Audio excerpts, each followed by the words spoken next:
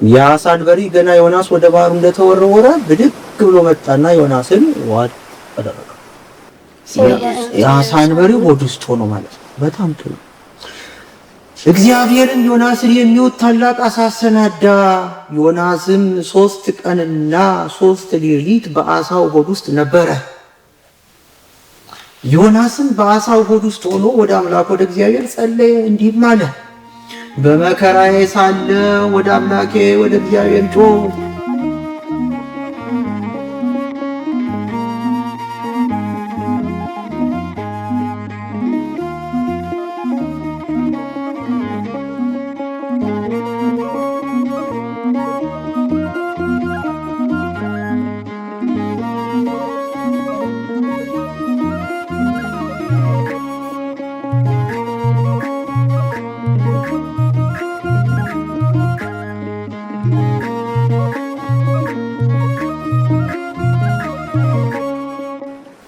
እሺ ልጆቻችን ዛሬም ደግሞ ተገናኝተናል። እግዚአብሔር ይመስገን። ታሪካችንን ለመጀመር ምን እናደርጋለን? ለማክተብ ባለን መጀመር በጣም ከቦታ አድርገን ስለተቀመጥን እሺ። በስመ አብ ወወልድ ወመንፈስ ቅዱስ አሐዱ አምላክ አሜን። እሺ ልጆቻችን እንደምን ሰነበታችሁ? እግዚአብሔር ይመስገን። አሜን። የአምላካችን የልዑል እግዚአብሔር ስሙ የተመሰገነ ይሁን። አሜን። ዛሬ በክፍል 144 ደግሞ ታሪክ ያዘጋጀሁላችሁ እንግዲህ እስካሁን እየተማርን የነበረው መጽሐፈ ነገሥት የሚባለው መጽሐፍ ላይ ያሉትን ታሪኮች ነው አይደል? ባለፈው የኤልሳ መሞት የሚለውን ተነጋግረን ነበር ያቆም። መጽሐፈ ነገሥት ላይ ያሉ ታሪኮች አላለቁም። ነገር ግን የመጽሐፈ ነገሥት ታሪክ ላይ ስነግራችሁ ኢዮርብዓም የሚል ሰው ከዚህ በፊት ታስታውሳላችሁ? ሮብዓም፣ ኢዮርብዓም ታስታውሳላችሁ አይደል? አዎ። እና አንዱ የሰሜኑ አንዱ የደቡቡ ገዢ የነበሩ ንጉስ የነበሩ ናቸው። እና በኢዮርብዓም ዘመነ መንግስት የነበረ አንድ የእግዚአብሔር ሰው ታሪክ የተፈጸመውን ነው የምነግራችሁ። እሺ። ከዚያ ቀድሞ በኤልያስ ጊዜ የነበረ ሰው ነው። ከዚያ ደግሞ አሁን የምነግራችሁ ታሪክ ደግሞ በኢዮርብዓም ዘመን አካባቢ የተፈጸመ ታሪክ ስለሆነ ለዛ ነው ያመጣሁት። መጽሐፍ ቅዱሳችን ውስጥ ግን ታሪኩ የምታገኙት ትንቢተ ዮናስ በሚባለው መጽሐፍ ውስጥ ነው።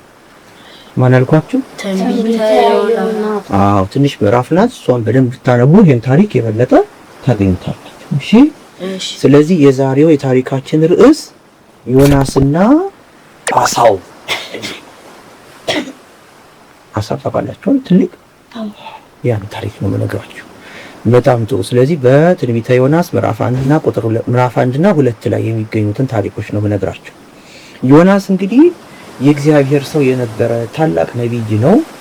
ከዚህ በፊት ልብ አድርጉ፣ ኤልያስ በአንዲት ሰራፕታዊት መበለት ሴት ቤት ውስጥ ገብቶ ልጇን ከሞት አስነስቶላት ነበር እና ያ ከሞት ያስነሳው ልጅ ይሄ ዛሬ ነቢይ ብዬ የምነግራችሁ ዮናስ። እሺ። የሰራፕታዋን ሴት እንዴት አድርጎ ልጇን ኤልያስ እንዳስነሳላት ከዚህ በፊት ያሉ ታሪካችን ላይ ፈልጋችሁ ታገኛላችሁ። እሺ። ክፍሉን አሁን ስላላስታወስኩኝ፣ ነገር ግን ዛሬ የምነግራችሁ ያ ከሞት የተነሳው ነቢይ አሁን ትልቅ ሆኖ የእግዚአብሔር ሰው ሆኖ መልእክተኛ ሆኖ እግዚአብሔር እንዴት አዞት ስራ እንደሚሰራ ወይም እንደማይሰራ ነው የምናይ። ከዚያ በፊት ግን ልጆቹ ሰላም አላላቸው ማለት ልጅ ያሉት። ስለዚህ ሰላም ነው ታሻል። እንደምን ሰነበታችሁ በሉ። ወደዚህ ያችሁ ሰነበታችሁ እግዚአብሔር ይመስገን ይላሉ ብለን ተስፋ እናደርጋለን። እግዚአብሔር የተመሰገነ ይሁን። አሜን። በጣም ጥሩ። አሁን ወደ ታሪካችን እንመለስ። ዮናስ የእግዚአብሔርን ትእዛዝ የሚያስፈጽም የእግዚአብሔር ሰው ነቢይ ነው ብያችኋለሁ አይደል? በጣም ጥሩ። አንድ ቀን እግዚአብሔር ዮናስን እንዲህ ሲል አዘዘው፣ ተነሳና ወደ ታላቂቱ ከተማ ወደ ነነዌ ሂድ። እነሱ በፊቴ የሚያደርጉት ነገር አላስደሰተኝም፣ ስለዚህ ከስህተታቸው እንዲመለሱ ንገራቸው ብሎ አዘዘው። ዮናስ ግን አሰብ አደረገና አሁን እኔ ሄጄ ነግራቸዋል። ከነገርኳቸው በኋላ ደግሞ እነሱ ይቅርታ ይጠይቃሉ። ከዛ ደግሞ እግዚአብሔር ይመራቸዋል። ከዛ እኔ የተናገርኩት እግዚአብሔር ይቀጣቸዋል ያልኩት ነገር ሊቀር ከሆነ ውሸታም ልባል ብሎ አሰበና ተነስቶ ኢዮጴ ወደምትባል ሀገር ሄደ። እሱ ሄደ የተባለው ወዴት ነው? ወደ ነነዌ። እሱ ተነስቶ ሄደ ወዴት ነው? ወደ ኢዮጴ። ኢዮጴ ሄደና ከኢዮጴ ደግሞ መርከብ የምትሳፈሩበት ቦታ አለች። በመርከብ ተሳፍሮ ደግሞ ተርሴስ ወደምትባል ሀገር ሊሄድ ፈለገ። ነነዌ በሌላ አቅጣጫ ናት። እሱም ሸሽቶ ከእግዚአብሔር ጠፍቶ ነበር። ከዚያ ገንዘብ ከፈለና መርከብ ላይ ተሳፈረ። ወዴት ሊሄድ? ወደ ተርሴስ። በጣም ጥሩ። ከዚያ መርከብ ላይ ገባ። ደክሞታል። ከዚያ መርከቧ እየሄደች ነው። ሄዳ ወደ ባህሩ መሀከል ስትደርስ እግዚአብሔር ማዕበል አስነሳ። ንፋስ ኃይለኛ መጣ። ባህሩ ሲያማታው መርከቧ እንዲህ ወደ ግራ፣ ወደ ቀኝ፣ ወደ ፊት፣ ወደ ኋላ ትጀም። እላዩ ላይ ሰዎች ተሳፍረዋል። ከዚያ ሰዎቹ በጣም ደነገጡ፣ ፈሩ። ድንገት ነው የመጣባቸው፣ አልጠበቁ፣ ደነገጡ። ከዚያ እንደውም መርከቧ ከብዷት ከሆነና የመርከቧ ላይ ያለውን ዕቃ እያነሱ ወደ ባህር ውስጥ መጣል ጀመሩ። ነገር ግን ማዕበሉ አሁንም ሊቆምላቸው አልቻለም። ከዚያ እንደገና ሁሉም ወደ አምላኮቻቸው መጮህ ጀመሩ። አውጡን አውጣን አሉ። እዛ ውስጥ የተለያየ ሰው ስለሆነ ያለው ሁሉም በእግዚአብሔር የሚያመልክ አልነበር። ከዚያ አሁንም ማዕበሉ ሊቆምላቸው አልቻለም። መርከቧ ብድግ ትላለች፣ ተነስታ ደግሞ ወደ ታች ትፈታለች፣ ወደ ጎን ትላለች፣ ወደዚህ ትላለች። አንገላቱ። ከዚያ የመርከቡ ካፒቴን በዚህ ውጥረት ውስጥ ሆነው የመርከቡ ዋና ኃላፊ ማለት ነው ወደ መርከቧ ውስጠኛ ክፍል ሲገባ ዮናስ ሆዬ ለሽ ብሎ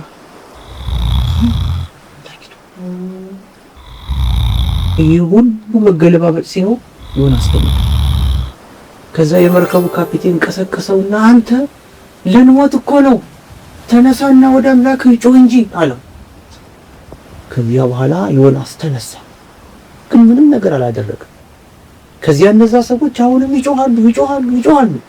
በመጨረሻ ግን ማዕበሉ አልቆም ሲላቸው ይሄ ነገር የመጣብን ከኛ መካከል በአንዳችን ምክንያት ሊሆን ይችላል፣ ስለዚህ ዕጣ እንጣጣልና ዕጣ የወጣበት ሰው ጥፋተኛ ነው ማለት ነው ብለዋል። ከዚያ በዛ ውጥረት ውስጥ ሆነው ዕጣ አዘጋጁና ዕጣ ሲያወጡ ዮናስ ላይ ወጣ። ከዚያ ዮናስን ጠሩትና ይሁን አንተ ሰው አያውቁትም እንግዲህ አይደል ተሳፋሪ ነው። አንተ ሰው ማነህ? ከየት ነው የመጣኸው? ምን አድርገህ ነው አሉት። እኔ ሰማይና ምድር የፈጠረ እግዚአብሔርን የማገለግል የእሱ አገልጋይ የእሱ መልእክተኛ ነኝ። አሁን ግን ከእሱ ተሸሽቼ ወደ ሌላ ሀገር እየሄድኩ ነው አላቸው። ስለዚህ ይሄ ማዕበል ቀጥ እንዲልላችሁ እኔን ወደ ባህሩ ጣሉ አላቸው። እነሱ ግን ፈሩ። እንዴት አብሮን የነበረን ሰው ወደ ባህር ጥለን እንገለዋለን ብለዋሉና እንደምንም እየቀዘፉ ወደ ዳር ለመውጣት ሞከሩ። ግን ከእግዚአብሔር ጋር ታግሎ ማሸነፍ ይቻላል? ያ ማዕበል የመጣው በማን ምክንያት ነው? በዮናስ ምክንያት። ያመጣው ማን ነው? እግዚአብሔር። ስለዚህ አልቻሉም። በመጨረሻ ምርጫ ስለሌላቸው አነሱና ዮናስን ወደ ባህር ውስጥ ከተቱ። ለዚህም ደግሞ እንደ ጥፋት እንዳይቆጠርባቸው ወደ ፈጣሪያቸው እባክህ ሰው እንደመግደል አትቁጠርብኝ ብለው ምህረት ጠየቁ።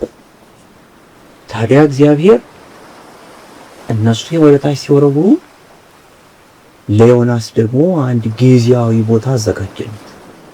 እሱ ምን ነበረ? አሳ አንበሪ።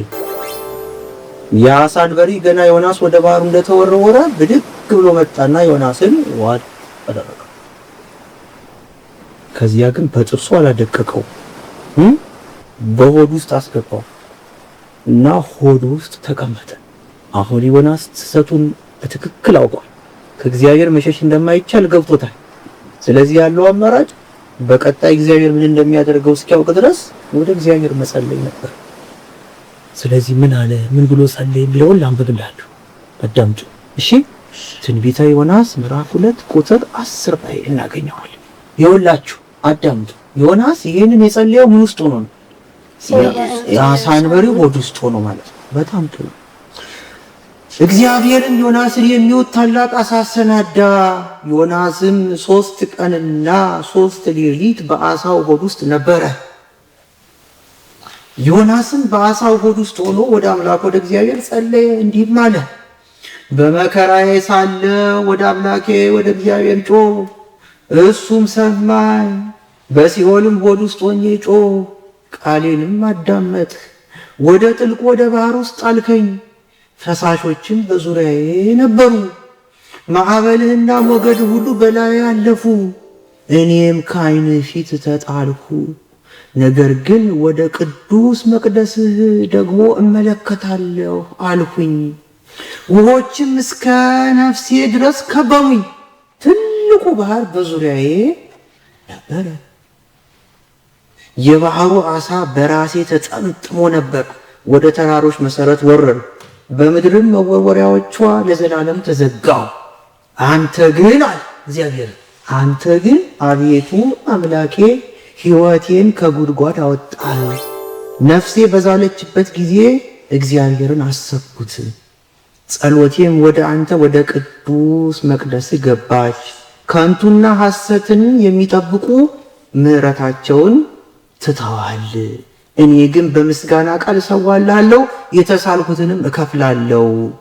ደህንነት ከእግዚአብሔር ዘንድ ነው ብሎ ጸለየ። ማን የጸለየው? ዮናስ። ምን ውስጥ ሆኖ የጸለየው? የአሳ ነባሪ ውስጥ። አሳው የዋጠው ለምንድን ነው? ከእግዚአብሔር ሸሽቶ ምን ስላደረገ? ስለሄደ አይደል? አሁን እግዚአብሔርን ለምኖታል። እግዚአብሔርን ከለመነው በኋላ ዮናስ 3 ቀን እዛ ውስጥ ቆይቷል። ከ3 ቀን በኋላ ደግሞ ምን ያጋጥም ይሆን የሚለውን የሚቀጥለው ብንነግራችሁ አይሻልም? እንዴት ላሉ ቀድሞ የሚያቅሰው ይኖራል፣ ጎበዞች። ከዚያ ደግሞ ትንሽ አሁን እቺ የተማርናት ምንድናት የሚለውን በደንብ እንድናጠና ዮናስን አሁን ዓሣ ሆድ ውስጥ አስቀምጠነው የሚቀጥለው ደግሞ ስንገናኝ ምን እንደሆነ እንመካከል። እሺ፣ በጣም ጥሩ። ከዚህ ታሪክ ምን ተማራል እስካሁን ድረስ? እሺ፣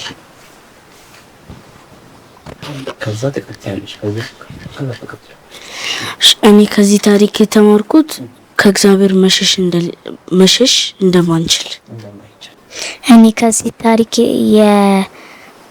የተማርኩት ከእግዚአብሔር አለመሸሽና ከእግዚአብሔር ጋር ድል አለማድረግ። እግዚአብሔር ጋር ድል ማድረግ ይቻላል አይደል? ወይስ እግዚአብሔርን ድል ማድረግ አይቻልም? እግዚአብሔርን ድል ማድረግ አይቻልም። እሺ፣ እኔ ደግሞ ከዚህ ታሪክ መያዝ ያሉባችሁን 3 መሰረታዊ ነገሮች ልንገራችሁ። እሺ፣ እየሰማችሁ ነው? የመጀመሪያው እናንተ እንዳላችሁት ከእግዚአብሔር መሸሽ አይቻልም። እሱ ማለት ምን ማለት ነው? ምንም ነገር ስትሰሩ ማን ያያል ማለት ነው? እግዚአብሔር። ስለዚህ በዮናስ ታሪክ የተማርነው የትኛውም ጊዜ ተደብቀን የምንሰራው ነገር ካለ መጥፎ ነገር ከሆነ ማን ይመለከታል? እግዚአብሔር። ደግ ነገር ከሆነ ይመለከታል። ደግ ከሆነ ግን እግዚአብሔር ደግሞ ምን ያደርግልኝ? ያሳካልን። ክፉ ነገር ከሆነ ግን ደግሞ ይቀጣል። ስለዚህ እኔ ጋለሽ ወደዚህ ነሽ ወደ ቃሉ በጣም ጥሩ። ስለዚህ ሁል ጊዜ እግዚአብሔር እንደሚመለከት እንድታውቁ መሸሽ እንደማይቻል በጣም ጥሩ። ሁለተኛው አለመታዘዛችን እኛም ብቻ ሳይሆን ሌሎች ሰዎችንም እንደሚጎዳ ማወቅ አለብን። ሁለተኛ ደግሞ የእናንተ አለመታዘዝ ሌሎች ሰዎች እንደሚጎዳ ማወቅ አለባችሁ። ዮናስ አልታዘዝም ስላለ የነነዌን ሰዎች መጥቀም ይችል ነበር አይደል? አልጠቀማቸው። እንደገና የእሱ ደግሞ ችግር መርከቡ ላይ ለነበሩ ሰዎች መከራ ሆነባቸው። ስለዚህ ዮናስ ቢታዘዝ ኖሮ ይሄ ሁሉ ነገር ይቀር ነበር እና እናንተም ትእዛዝ ስትታዘዙ እሺ ብላችሁ ደግ ትእዛዝን መፈጸም ነው ያለባችሁ እንጂ እንቢተኛ መሆን የለባችሁ የሚለውን መማር ትችላላችሁ። በመጨረሻ ሶስተኛው ደግሞ እግዚአብሔር የጸጸትን፣ የጸሎትን፣ የልመናን ድምጽ ይሰማል። አይሰማም? ይሰማል። ስለዚህ እንግዲህ የሰዎቹንም ልመና ተመልክቷል። እንደገና ደግሞ ዮናስን ደግሞ እየጸለየ ነበር። መቼም እንደሚሰማው ተስፋ እናደርጋለን። ያን ደግሞ በሚቀጥለው ታሪክ የምናየው ሆኖ ግን ጸሎትን እግዚአብሔር ይሰማል የሚለውን ነገር ልታውቁ ለመንገር ግልጽ ነው። ገብቷችሁ? አዎ። በጣም ጥሩ። ሁለተኛውን ክፍል ደግሞ በቀጣይ ጊዜ ዮናስ ካሳ ውስጥ ምን ሆነ ይሆን? ወጥቶ ይሆን? ከወጣስ ምን ገጥሞት ይሆን? ትእዛዙን ፈጽሞ ይሆን የሚለውን ነገር በሚቀጥለው ሳምንት እንማር።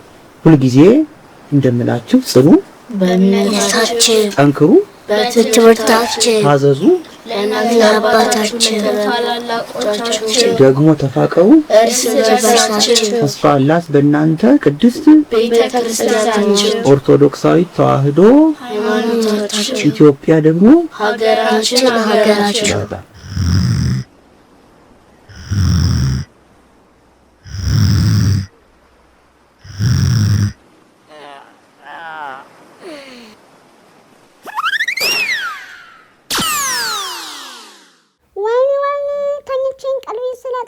ሴት ገባች። እኔታ አቤት ቅዱስ ምን ሆነ ነው የምታለከልከው? ትንሿን በጌን አይታችኋታል? ምን በጌን ያልከው? አዎ። አሁን አባትህ በዚህ ጋር አቅፏት ይዟት ሄዳቸዋል። አንተ ጠብቅ ተብሎ ተሰጥቷል ነበር እንዴ? ምን ሆነ ነው? የት ሄደ ነው? ኡፍ የኔታ እግዚአብሔር ስጦት ጠፋች ብዬ ስሩጥ ልቤ ሊፈነዳ ነበር። በጊዜ መጠበቅን ያለብህ። ምን ስታረግ ነው ያመለጠች?